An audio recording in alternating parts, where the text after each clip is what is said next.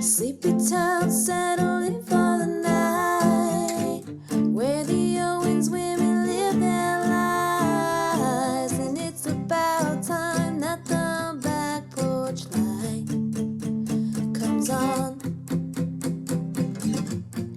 at that house down the street,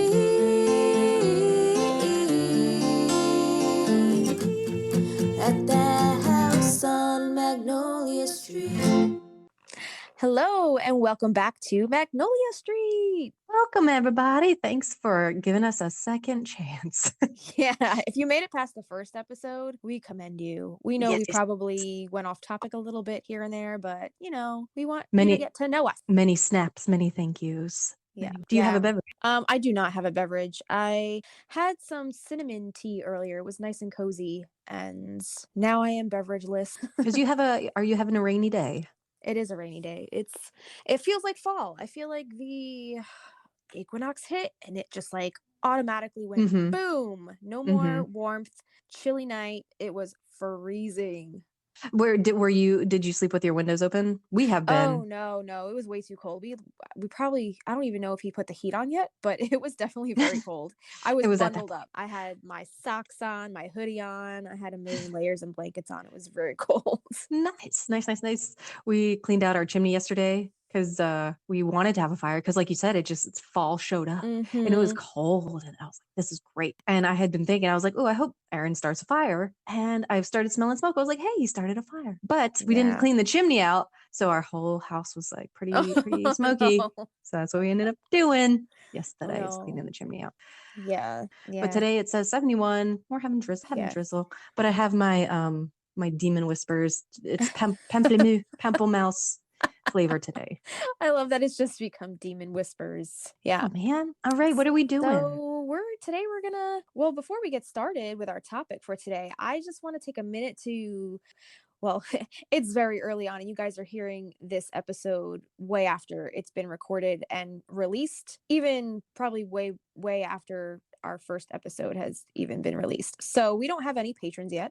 But at this point, we would probably do a patron shout out. We would do a patron shout out at this point, but we do want to acknowledge some awesome peoples who have been helping us get our name out on Instagram and social media. And a lot of you guys have been helping us share our podcast album cover with the QR code to link back to us. And we've been getting a lot of nice new followers trickling in. So thank you to all of these people who have been helping us. I Heart Practical Magic was the first one to blow us up on Insta. So thank you, I Heart Practical Magic.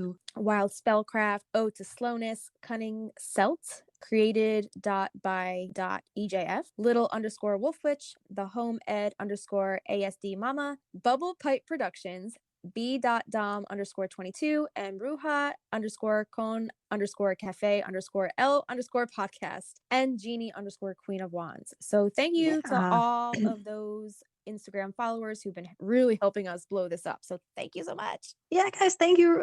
And playing the emoji game has been really fun. I think we just added our at the time of this recording, Justina put up our 4th grid, correct? Yep. And you're not even making it difficult. Like, you're not even like, guess the scene. And it's like, what do you mean guess the scene? Here's the thing. I'm not trying to make it difficult at all. I know, but it's not about like actually guessing the scene as much as it is about trying to just be interactive and getting people to interact with the post, because when they see these scenes that are so familiar to them, it's like they want to be involved. They want to be like, and everybody has been saying their favorite quotes from the scene or, the favorite music from the scene. And it just like stirs up all of this nostalgia, regardless of whether or not like they actually know what they know what the scene is. I mean, I'm not making it that hard, but it has been so much fun, I have to say. And this 4th one that I'm referring to is you put like when Michael dies. Yeah. And I would just want to say, whoever put Michael, watch out. Like, I was thinking about that. Like, if this is real life, the woman, all the townspeople who see a man get hit by a truck, like, how traumatizing. Oh my God. For that woman who's like, Michael, watch out. And of course. Like, her words did not save him, kind of thing. I know. I've been thinking about that. I know. So thanks whoever posted that. I know. That's a good point. that's a good point. Like they never, we have the protagonists and the main characters of the story, but we never hear about from the townspeople, like from their perspective. So it'd be cool eventually to do a deep dive on like the townspeople, I think. Yeah, it would be a very hypothetical Oh, conversation, totally, but totally. Very still, hypothetical. that woman who plays, I don't know if it's the same woman. Is that the woman who works in Sally's shop later I on? think so. Is that the same one that at the end she goes, "Let's clean house"? Yeah, girl, she's in so many things, and I think we do discuss her in another topic we have coming up. Yeah. But my gosh, she's just so talented. But Yeah. today, if you guys are here, we're going to do a little bit of a deep dive and a chat about a lot of the similarities and differences between the Practical Magic book and the movie. So just a disclaimer, everything from this point on is going to have major spoilers. So if you haven't seen the movie or read the books in the Practical Magic series, like at least the first one, that is what we're going to be focusing on. Stop this podcast right now and at least go watch the movie. Take up, an hour and a half of your life, and then come back and listen. And the audio book you could probably finish in a couple days if like you really binge it, like But definitely do that. We don't want to spoil anything for you guys, but you have been warned. So you've been warned. So yeah, and this is definitely just going to be the first book, and the movie it goes along with, because I know there's more in the series, and we're not taking some of the details that we found are later talked about in the other books, but we're pretending like we never read them, and we're going to just go off the first book. Cool. Yeah. So for anyone interested, Kristina already did a pretty extensive YouTube video on the similarities and differences between the book and the movie, but we thought we would recycle those notes and reiterate a lot of that video here today. However, we have also kind of added both of our notes. We added a lot more since. So we're going to talk about all that today. Yeah, which is super surprising because I thought I did a pretty decent job. You did a very extensive. I didn't want to get too into it, but but there was a lot we missed. That I missed. And even after today, there might still be a lot of things that we missed. So if you have anything that you want to contribute and you have something that you want to tell us that we missed, you can send us a voicemail in our Koji link in our IG bio, and we'll also list that voicemail link in the show notes down below. Yeah, they can send us an email also. Yeah, you can email us at magnoliastreetpodcast@gmail.com. Hey, those are probably the two best ways. We don't want to get we don't want to miss anything if it's like in a Instagram DM or something. So if it pertains to this, shoot us an email or a voice message. So shall we get to it? Let's get to it. So we have quite a bit. Yeah. So Kristina, why don't you tell us like a little bit about, I guess, when the book was written and the time between the book was written and the movie was released and all the production details that go along with that. So Alice Hoffman wrote this book in 1995, and I was in kindergarten at that time. Oh, and when interviewed about her inspiration for writing this story, she said, "I loved reading about magic, and I wanted to set a magical book in a modern time. It was a story of magic you can find when you turn a corner or just come upon it in your own neighborhood, in your own city or town.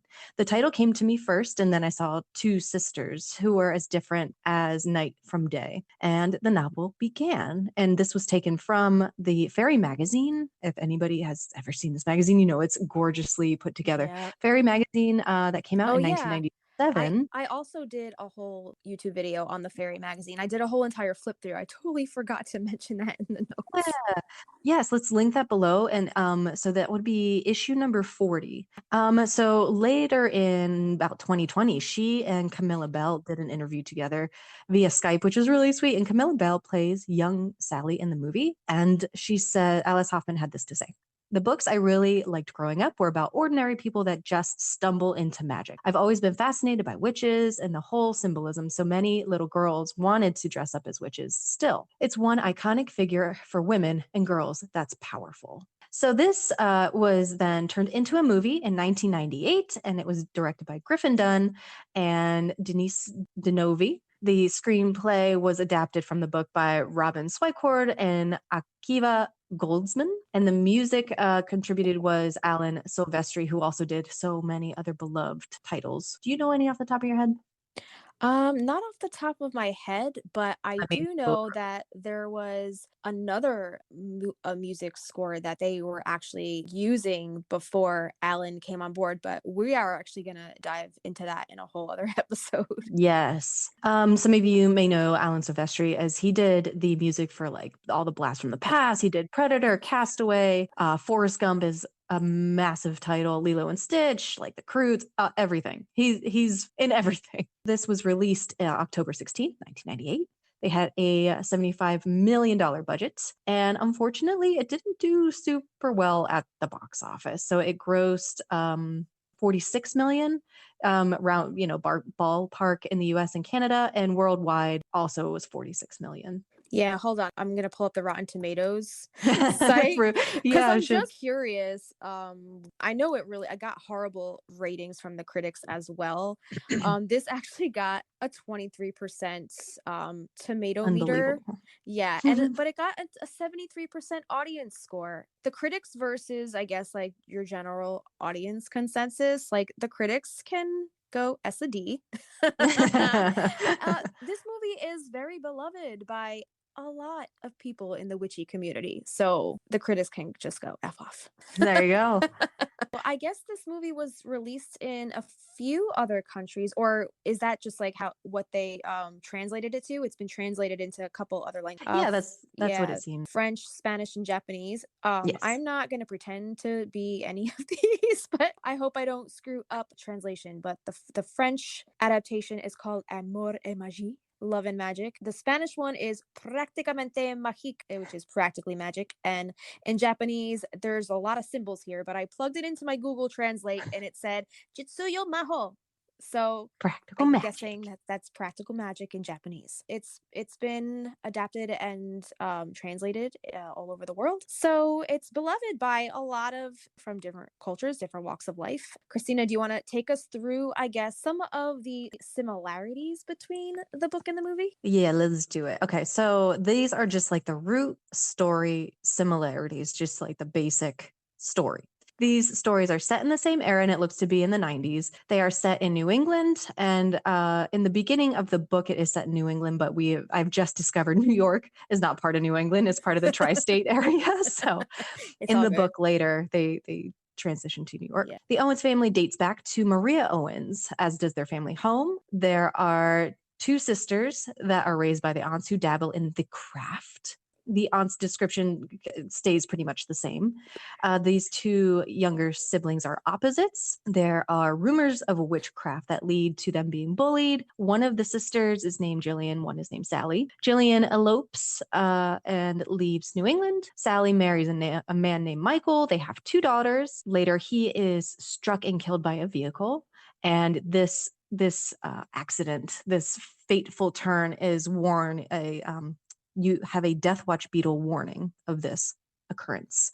There's a character named Jimmy, and he is the fucking worst. He is a terrible human.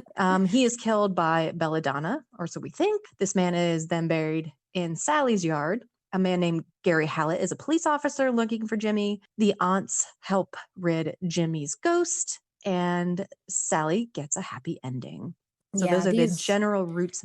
Yeah, they're great similarities, but a lot of those similarities also have many small little details that differentiate, which we will get into and deep dive on a bit. But right now, we're going to talk about the general location timelines. So in the book, Sally and Jilly lives with the aunts in Massachusetts. Jillian leaves. Sally gets married. Sally moves to New York after Michael dies, and Sally and her daughters visit Massachusetts yearly. And Jilly comes back to New York to visit Sally, and the aunts travel from Massachusetts to New York to help them get rid of Jimmy's spirit. In the movie, the girls live in Massachusetts pretty much the whole time. Jilly leaves. Sally meets and marries Michael. They own a home. We don't know where, but we're assuming it's the same town since we see them in that one scene bringing the girls through town and on the tricycles, which is really cute. Mm-hmm. Sally and the girls move back in with the aunts. Jilly visits and then returns to the South. Unbeknownst to the aunts, they never see her visit. Only Sally is the only person to ever know that she visits. Sally saves Jilly, drives her back to Massachusetts, and then the remainder of the film is set in Massachusetts. So now the general aesthetic of the movie and the books. I typically read the books when summer is around the corner. Like it gets me ready because it gives me all the summer feels, but the movie is definitely an autumn feel, and we'll get into why. So the different aesthetics with the movie, you get that autumnal go-to. It's like a go-to Halloween movie, and I think is the stereotype of having the witch in there. But apart from the ending scene where it is All Hallows Eve, it's not in autumn at all. It's typically sunny, and most of the scenes, which I heard they had quite a hard time filming because they were in Washington State, and getting between the rainy days to film was a challenge. In the movie, the aunts have the scene where they reference the solstice celebration. We'll take them to the solstice celebration. No. Why can't you just stay here? No, we can't turn our backs now. We're on the committee. Yes, we're representing. Yes. I love that reenact. I love it. So you see the girls a lot in the aunts are covered up. They're very modest, but the girls are in tank tops and sundresses and very maxi dresses. Very 90s. I love it, and it's coming back. Aren't we happy? I know it is. That coming part, back. the low-rise jeans can fuck off, but the everything else super sweet. And this another thing is Gary in the movie mentions that it's too early for roses, and I knew I did this in the video, but I didn't really read, to be honest. I didn't read about it. But now having roses at my house, I'm like, oh, okay. Yeah, that's a normal time for roses. Well, they typically bloom like around in May and June. And then I didn't have anything else all summer, but now it's September and I'm having all new growth. Yep, same so here. Early for roses, what do we think? Where do we think that is? So April? Like, do we think he's talking about, oh, it's April? Like it's springtime. Maybe, but they talked about the solstice celebration before that. So there's a little continuity error. There is a little continuity error there. And I think we should do a whole episode on bloopers. Yes. Oh, we have it. I have a note started. Yeah. I have a note started already, dude. I'm ready. So then in the book, again, like I said, I usually start reading it at the beginning of summer. And here's why. So these are some of the quotes taken out of the book, and they are full of like good, juicy words. Summary goodness. Yeah. This one says, when it's this warm in June and the sky is inky and thick, a knock on the screen door doesn't even echo. It falls into your dreams like a stone into a stream, so that you wake suddenly, heart beating too fast, pulse going crazy, drowning inside your own panic. And another one says, Sally and Jillian used to play hopscotch on hot August days when they only had each other for company, and the asphalt all around them was melting into black pools. Another one says, she drank bottles of Yoo-Hoo and ate goopy Hershey bars while sprawled out on the cool basement floor. And the last one I have here, Kylie, who is one of Sally's daughters. Kylie goes out to buy the ingredients, and when she gets home, it's 96 in the shade. But that doesn't stop her. She's driven about this project of hers, almost as if she believes she'll be saved by this one cake. She turns the oven to 400 degrees and gets to work.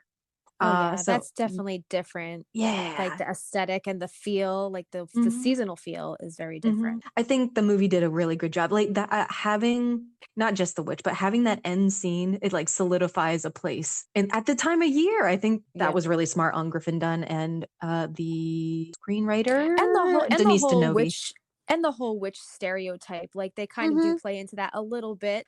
Even though most of the movie is like based on practical magic and, things we use in our everyday lives. I like how they threw in those stereotypes that kind of Gary showed up to the town with that notion of, and that's why kind of Sally, when they were in her greenhouse kind of talking, she kind of edges him on a little bit, like, yeah, you should come over here around Halloween. You'll really see something like, and I love to that at the end, but like, she wasn't lying. And we thought, she was just being facetious. Like but no, she's like, I really do. Like, I love that they played into that. How about you? Because these are really my personal feelings. What about you between the movie and the book? Like, how do you feel about their different aesthetics? What do you get from I really love the movie. I love the movie vibe. But if you think about it, even though the book is a lot heavier on the summer, I guess, the summary descriptions, the movie actually is very summary. Like everything is in bloom. Everything is wild. They talk about the summer solstice celebration. The whole thing takes place in the summer. The only thing we really see about fall is the end of the movie. Exactly. So it really is a summary movie, but everybody watches it around time, I guess, because that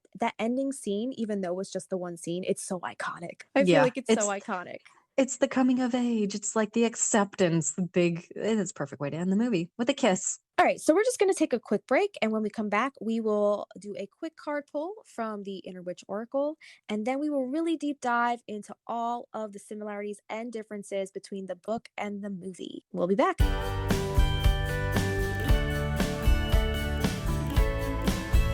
Hey, we're the Stinas, and you're listening to Magnolia Street Podcast.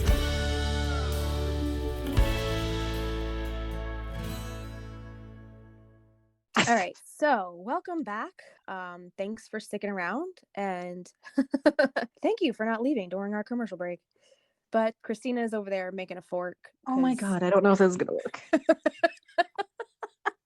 So if you're wondering, yes, me and Kristina are in different states, but we Zoom call each other. So it's almost as if we are in the same room. So we can see all the foolish ass things each other is doing. It is While we're very recording. helpful. It is very helpful with segues, but Yes. not so much with everything else.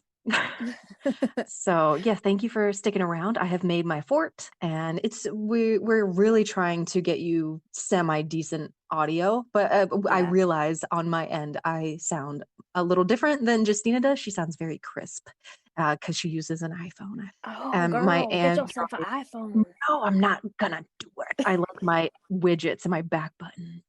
But no, I know your camera's really good. Okay, off topic. So thank you for sticking with us. We are going to go into heavy detail about the differences in the book and movie. But beforehand, Justina has the Inner Witch Oracle deck, and we're going to do a poll. By the way, if you guys want to know a little bit more about the Practical Magic Inner Witch Oracle deck, you can listen to most of our chit chat about that on episode number 1. So go check that out if you want. And we will also link this card deck in the show notes down below because it's an amazing deck. Here we go. This is Community Phone Tree Day. Oh, a phone tree. Okay, that's Yeah. all right. I'm writing it down. We're keeping Yes. we're keeping a catalog of Let's keep a the cards we pull. tabs. So community is the keyword of this card, and let me flip to the page real quick. This deck does come with a very cute little booklet with some awesome prompts and small little bits of spell work you can do in addition as a supplement to your card pull. So this card is all about community and reach out. And the message on this card is, it is time to reach out to those around you. Learn to lean on those who are near and dear to you in times of need. Loved friends and family are the best and strongest support that you have. Use these connections to help you with any issues or questions that you may have. They are here to support you. The tree is a symbol of great wisdom and having a strong foundation. The more branches a tree has, the stronger the root. As the great tree grows and extends its branches, it in turn depends its stable connection to the earth. Become the tree.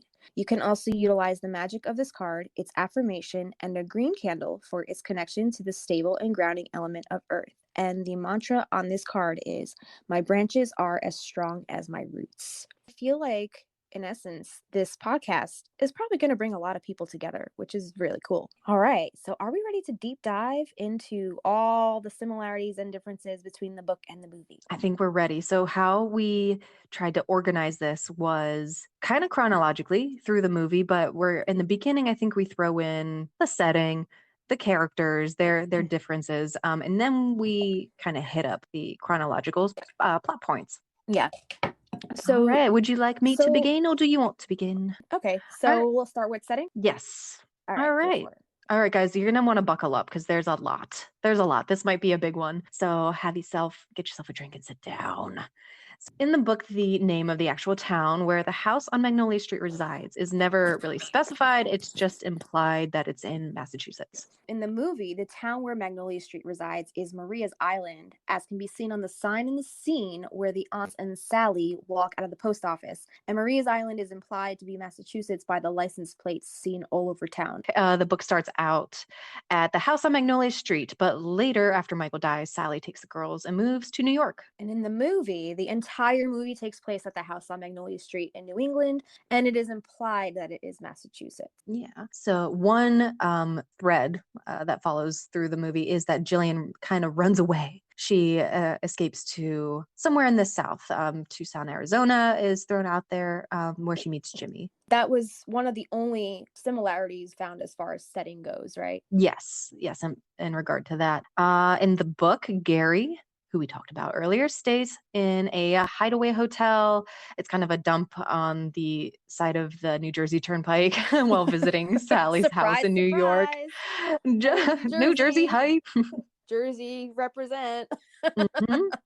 And in the movie, Gary stays at a quaint little B&B in the main street of the quaint town on Maria's Island in Massachusetts. In the book, Jillian actually has a job at a hamburger shack in town. So there are actually quite a few scenes in when she the comes hamburger back shack. to New York, right? New York.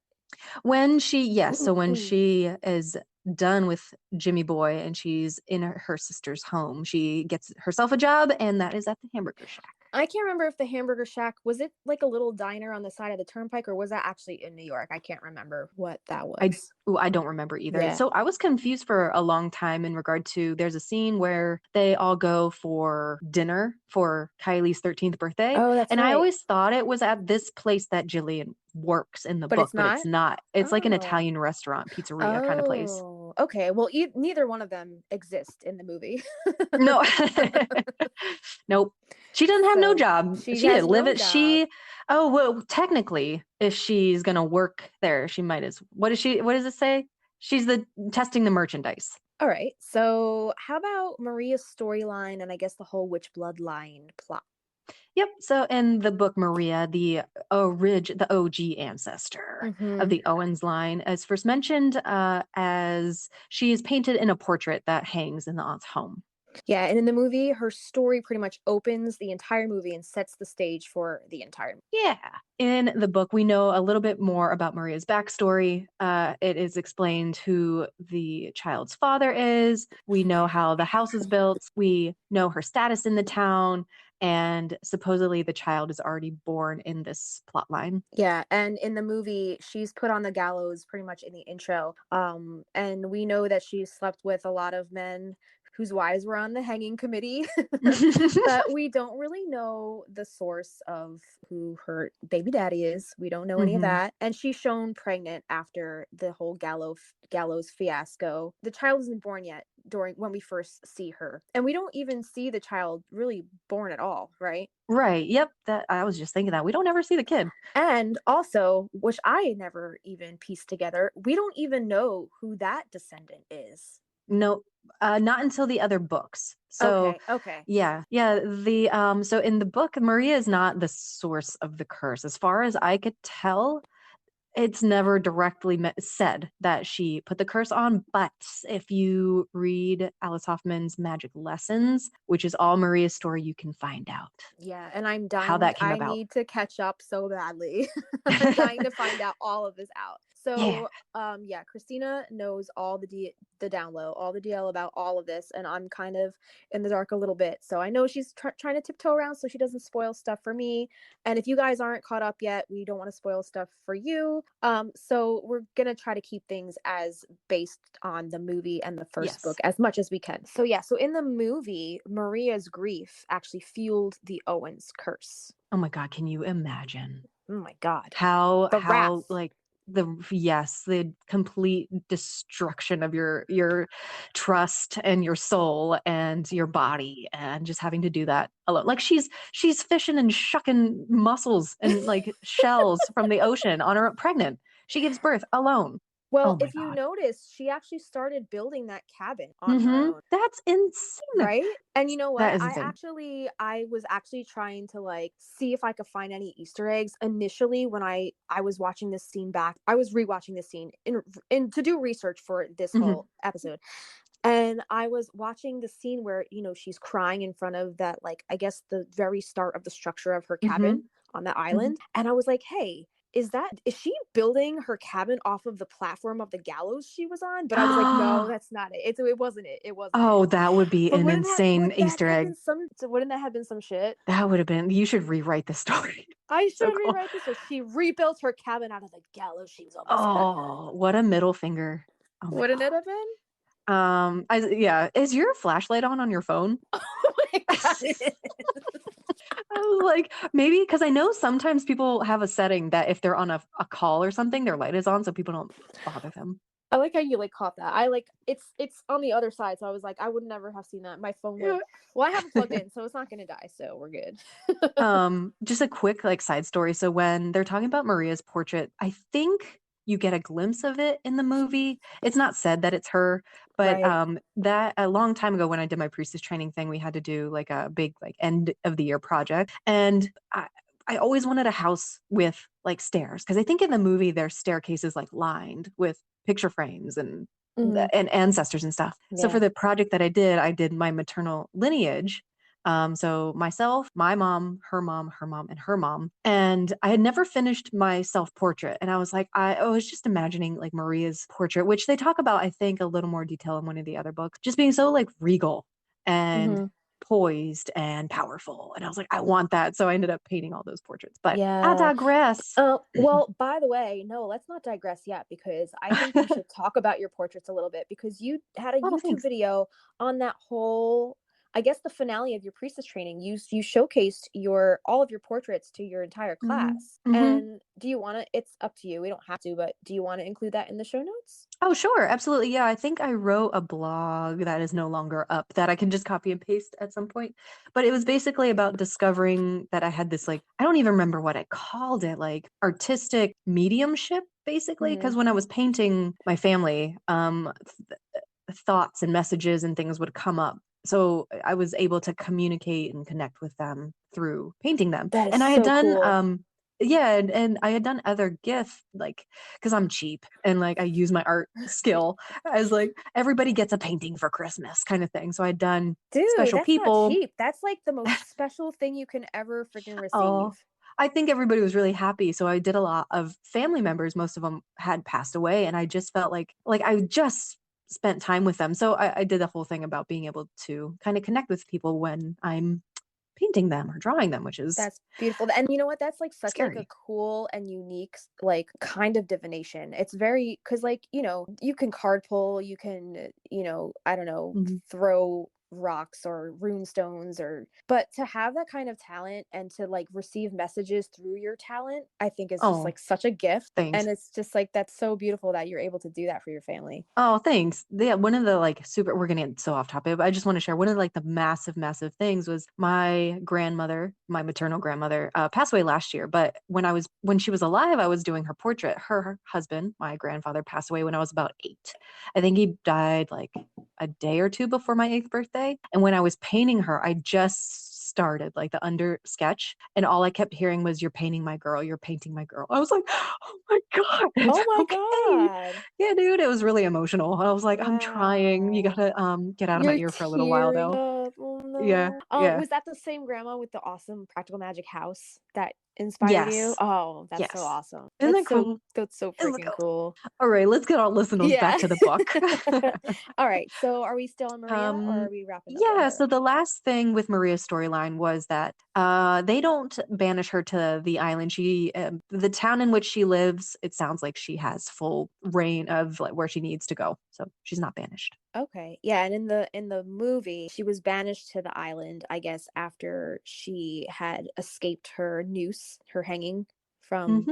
the gallows, and she was banished to the island, which eventually that's where she ends up having her child and building her cabin, and eventually that is established by the townspeople of that island as Maria's Island in present day, as we see it in Sally and Jillian's present time, which Yeah. I think is very interesting because the island is called Maria's Island, and they're accepting that the island is the island of a witch, but Hmm. they're so like against this Owens family, which makes no Hmm. sense to me. Yeah, yeah. You're choosing to live here, Right. bro. Like Yeah, you can't taunt the girls who live. Okay, yeah. That's a whole exactly. side story. Sally and Jillian's parents' backstory. Yep. In the book, we hear that the sisters' parents actually die in a house fire on their second honeymoon. And the quote from that section is The children, after all, were orphans whose careless parents were so much in love they failed to notice the smoke emanating from the walls of the bungalow where they had gone to enjoy a second honeymoon after leaving the girls at home with a babysitter. That's sad. Yeah. Yeah, they didn't really explain the parents' death. Well, the mother died of a broken heart, but the father's cause of death is unknown in the movie. And also, which I didn't really put the two and two together, that Sally and Julia's mom might have committed suicide, right? Yes. We should throw a trigger warning at the top of this. Yeah. Yeah. I think in that scene where Jillian's like, "Do you forgive our mother?" Yeah. There's a really, really good podcast which kind of brought this up. And the reason I wrote it down, it's called Popcorn Psychology, Psychology, yeah. where they talk about, it's fantastic. They talk about this movie, how that was a way of Jillian like tiptoeing around. Are you okay? Like your husband fell to the same fate. Like, are you thinking about kind of doing the same thing? Do you Mhm. forgive her? And that was her way of kind of being like, you're not gonna, right? So Yeah. And that's what brought the idea. like throughout my youth watching this movie, I never put the two and two together. I always assumed like she died of a broken heart. Maybe she had a heart attack. I never even like would have guessed that she had taken her own life. But it makes perfect sense. It makes perfect sense. And it's just a theory, you know, it's Yeah. just a theory. And people have died of broken hearts. They just Yeah. lose their ability to take care of themselves, Right. feed themselves. And that could be definitely it. So it's a possibility. Yeah. Yeah. All But right. we'll link that Popcorn Psychology episode in the show notes. And I think we should also, I would love to do a deep dive on that episode of Mhm. that podcast as well. Mhm. Yes, please. Oh, it's fascinating. When I found that, I was like, oh, mother Yeah. load. I have to listen Yeah. to that again. All right, we're gonna keep going. So next we're gonna do a bit of the character description. So we're gonna start off with Sally These are in the fun. book. Yeah, Sally in the book.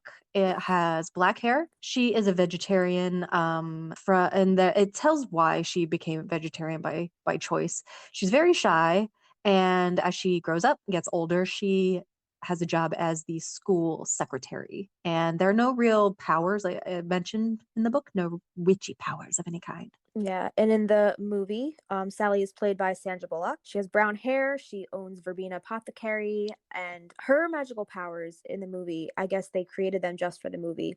She has a connection with leaves. She can float things to the sky, little leaves and petals. She can ignite a candle flame with her breath, and she can stir coffee with her mind.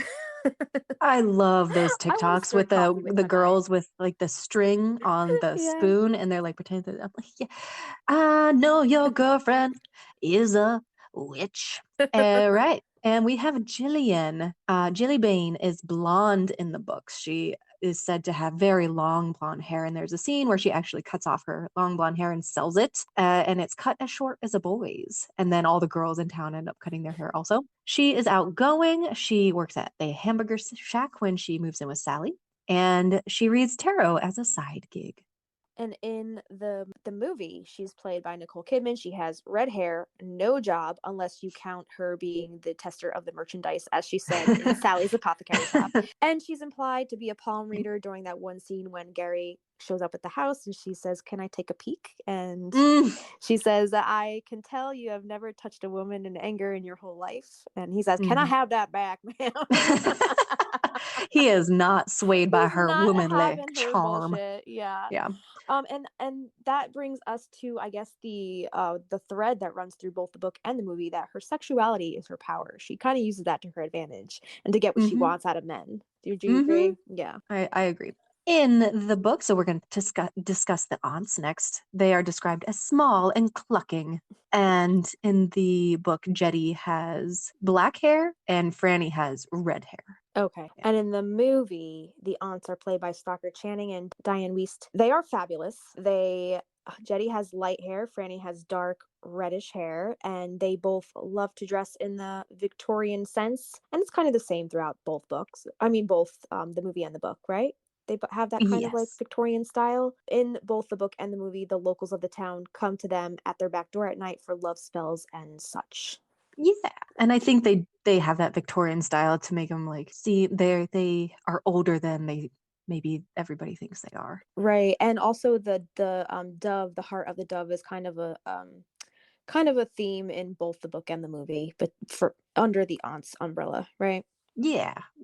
And so now we're coming to the daughters. This is might get a little confusing. Their names are the same But they're in both the switched. book and the movie, but Right. their ages are switched. So Antonia in the book is the older sister. She has red hair. She's beautiful. She's real mean. She's spiteful. And they have her kind of in all of her scenes take place when she's a teenager. Okay, yeah, and in the movie, Antonia is played by Alexandra Artrip, and she's the youngest daughter, and she has brown hair. And in both the book and the movie, there are no significant powers mentioned. All we know is that she rides around town with her mouse ears all liquored up. All Right? liquored up. All liquored up. And I'm still confused as to why her older sister would say that about like how old, a 6-year-old? Like I know. Like who? Well, she hangs out with the aunt, so I'm sure she has a vocabulary like nobody else. I think she was just trying to cheer her mama up. Yeah, that just cracks me up all the time. For the longest time, I was like, "Who's Antonia?" Like, Mm-hmm. I didn't even put two and two together. I was like, I knew Mm-hmm. Antonia was little sister, but I was like, why is she driving around town all liquored up? No Right. 6-year-old has a license and gonna be driving around town all liquored up. That's So right. that always made me laugh. So yeah, what about Kylie? We got Kylie next. She in the book is the younger sister. She has brown hair. She is very tall. I think they mentioned her being almost 6 foot. And she is going from, we see a scene where she ages from 12 to 13. They throw her a big party. And when she turns 13, she notices she has this intuitive power to see people's auras. I think that's interesting how like she got that power like on her birthday, right?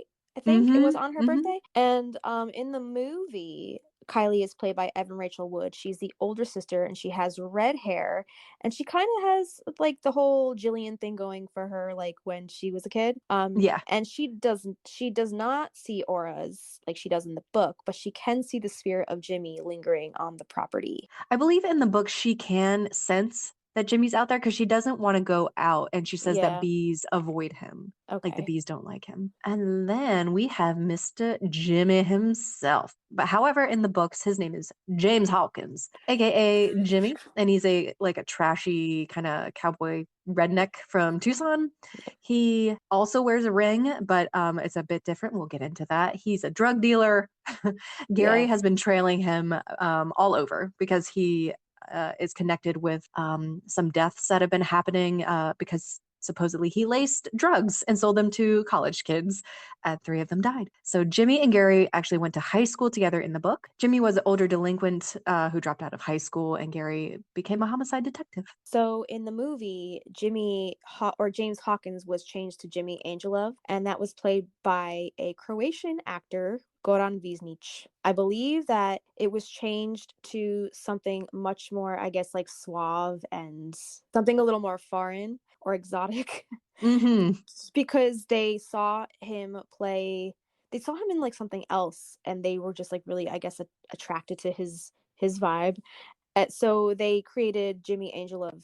They kind of changed the character around a little bit to fit his whole persona a little more. And then his character was more like a Dracula cowboy, not a trashy redneck. He's from Bulgaria, and his ring is actually a plot point in the film. It's a plot point in the book too, right? Mm-hmm.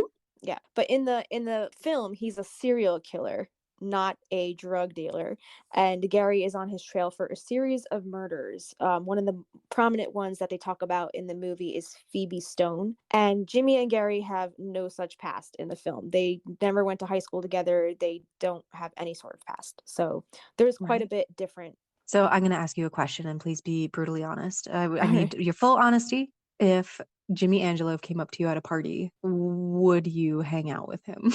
Are you freaking kidding him? Of course. I was going to say, and handed you a drink, but I probably wouldn't take the drink. But I would. He was. Wouldn't. Okay, I would know have he's a to handsome say, man. as like a dumb 22-year-old, yeah, in a heartbeat, probably. Yeah. But, how old do you think Jillian was supposed to be in that scene? I'm thinking in her 20s. I'm gonna say 25. I'm gonna say 25, Okay. something like that. Yeah. Yeah. Because I'm thinking Your it. frontal lobe is not fully developed until about that Yeah, age. yeah, and like my frontal lobe probably wasn't developed until 30. Let's be honest, but like, but I mean, I don't know. I feel like women matured a lot more back then. Mm. Mhm, Because mhm. like, No, he's handsome. uh, I don't judge. yeah, because Sally at that point already had 2 kids. So I'm thinking that they're, in their mid to late 20s at that point. Okay. So then, lastly, for the main characters, we have Mr. Gary. We have a couple other characters that come in, but for Gary Hallett, he in the books was orphaned and then adopted by his grandfather, Sonny, and he's from Bisbee. Bisbee. Yeah, Yeah. Bisbee slash Tucson, Yeah. Arizona. In the book it said he's originally from Bisbee, and then he moved to Tucson, Arizona, I think, and then he said he's been there for like 25 years. Oh, gee. All Yeah. right. So he is on the hunt for James Hopkins, aka Jimmy. He does get, he intercepts Sally's letter to Jillian when he's sitting outside the apartment that Jimmy used to rent. So he's looking for Jimmy, and he just so happened to be outside the apartment when Sally's letter Yeah. shows up, and the mailman drops it in his lap. Yeah. So he obviously, little nosy Nazi, reads Sally's letter. Well, the in the book, the envelope was torn a little bit. So Mm, in mm, Gary's mind, he said, "Oh, well, it's open already, so I guess it's okay if I read it." So that's what he mm. did. He Okay. he used that as an excuse to give himself the okay without feeling guilty for reading it. Okay, then, Gary. All right. Yeah. Yeah. So in the movie, Gary is played by Aidan Quinn. There is no real backstory on Gary's life in the movie, or that they never mentioned a grandfather, or that he was an orphan, or any of that.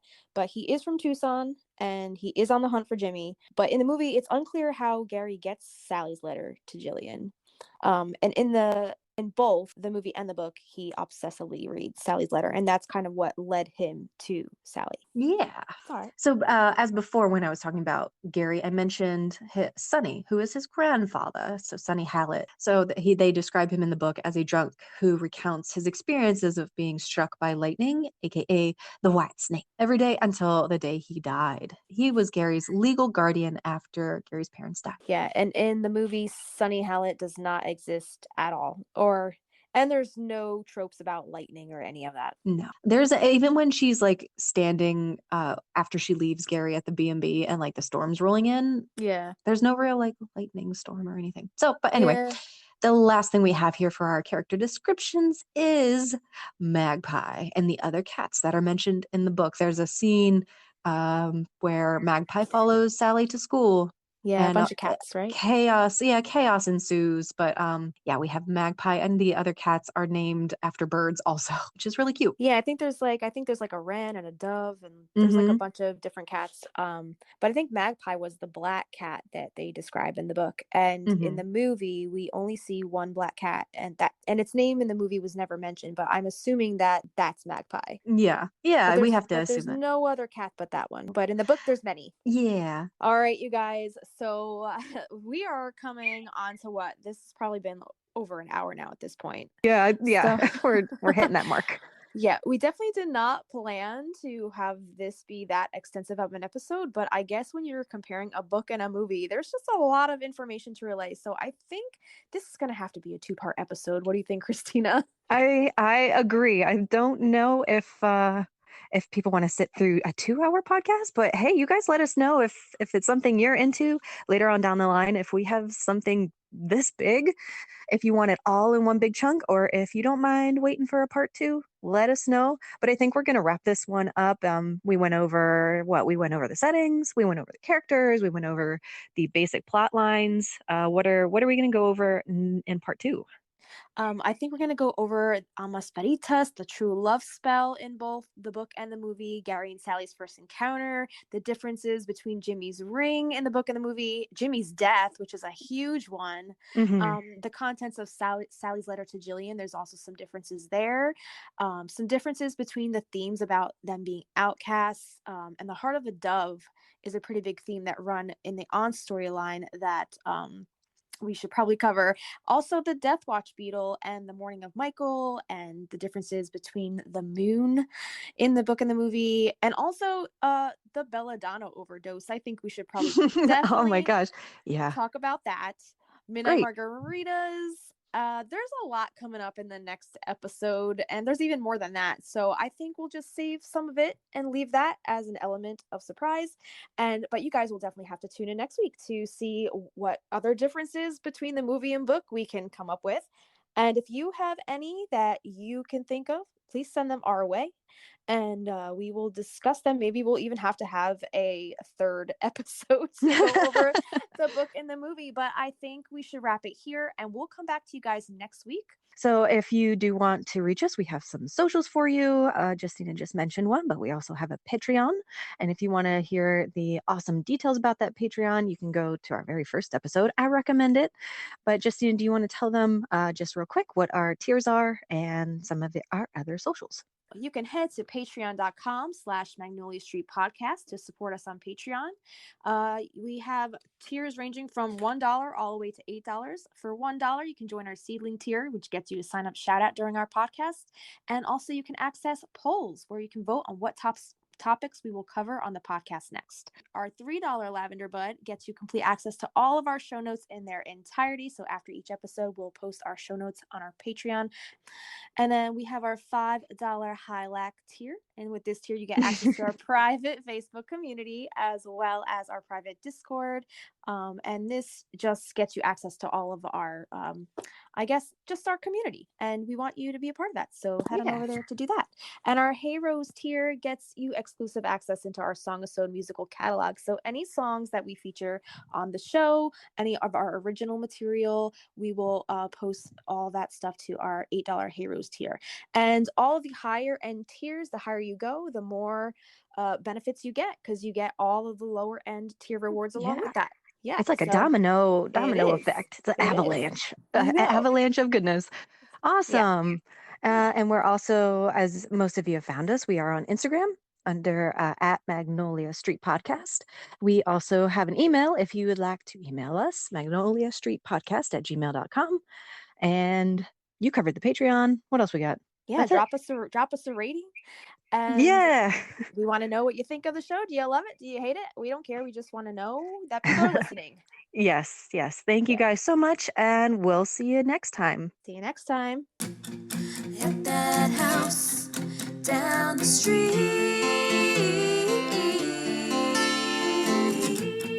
at that house on Magnolia Street, would you go down to Magnolia Street with